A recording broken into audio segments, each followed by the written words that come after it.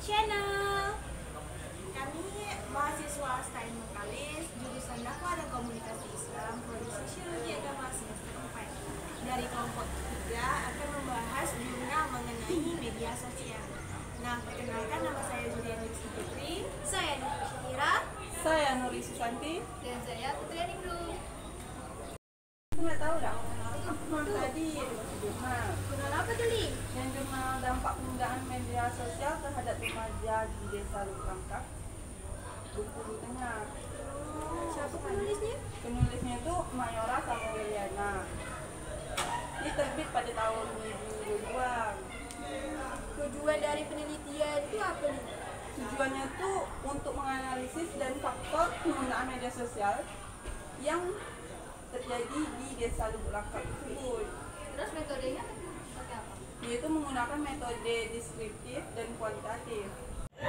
Isi jurnalnya itu dampak penggunaan media sosial terhadap remaja di Desa Lubangkap. Dapat kita lihat dari mereka tuh banyak mengikuti tren. Yang dapat kita lihat tuh macam mengikuti fashion kan. Dia tuh banyak mengikuti fashion yang ada di TikTok, di Instagram, di Facebook. Tren itu bacaan itu maksudnya dalam berpakaian kan? Dalam pakaian. Tapi kan kalau berpakaian kan manusiawi.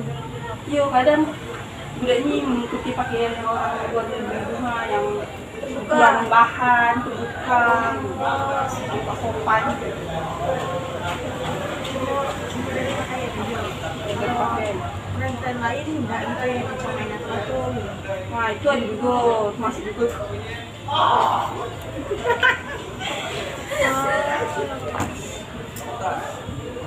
Menurut Nuri lah kan, yang jurnal Nuri baca tuh berpengaruh gak media sosial sekarang ini untuk remaja di Berpengaruh soalnya kan dia tuh ada sifat negatif dan positif kan.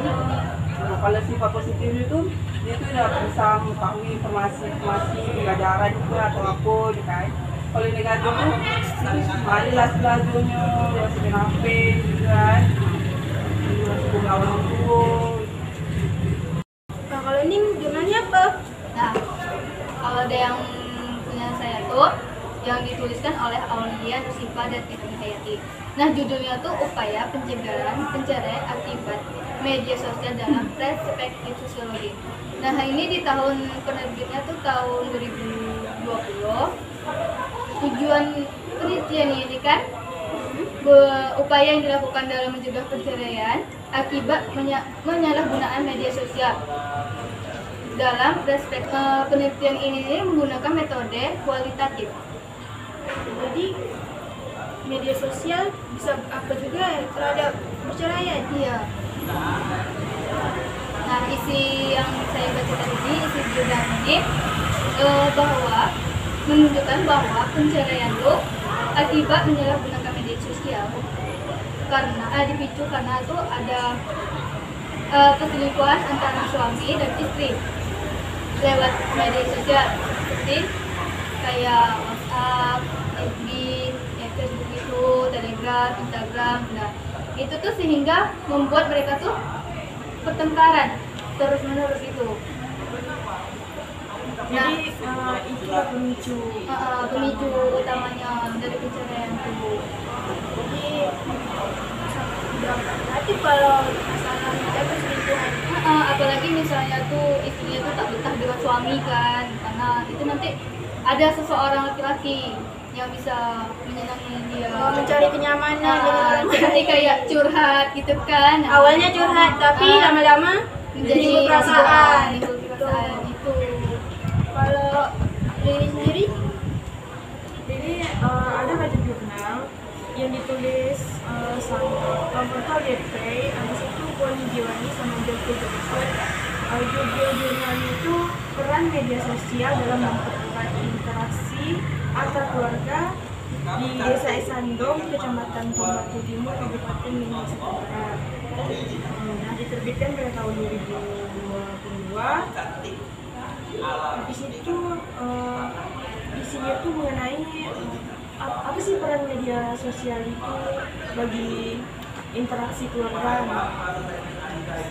Dapat kita sama-sama ketahui media sosial ini untuk saat ini kan memang sangat dibutuhkan, tidak cuma di dalam keluarga, tapi memang sekarang ini kita udah harus memakai media sosial gitu kan, mau tidak mau kita juga harus mengikuti perkembangan zaman.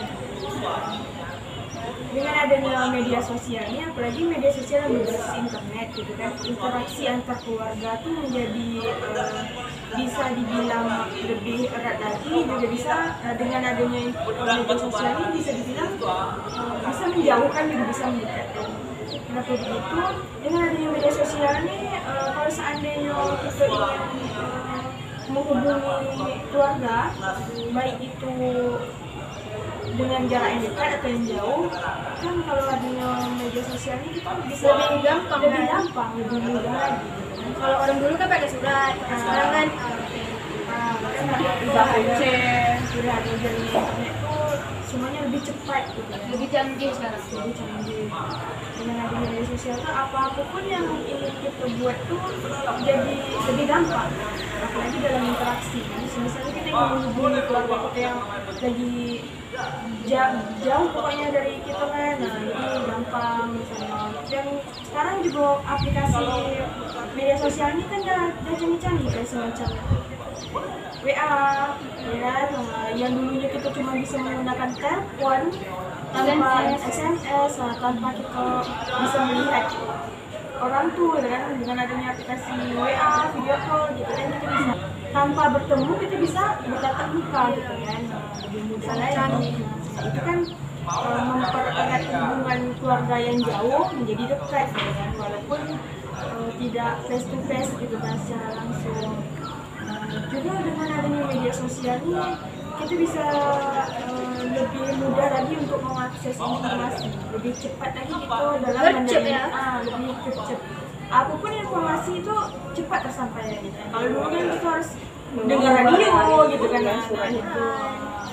Lagi pula ada pun nanti kalau ada berita apa gitu kan, atau ada informasi apa jadi sedikit terhambat kalau dulu. Kalau sekarang kan tinggal telepon atau nanti tinggal update status gitu kan, dengan begitu kan kita lebih mengetahui dan keadaan kondisi keluarga.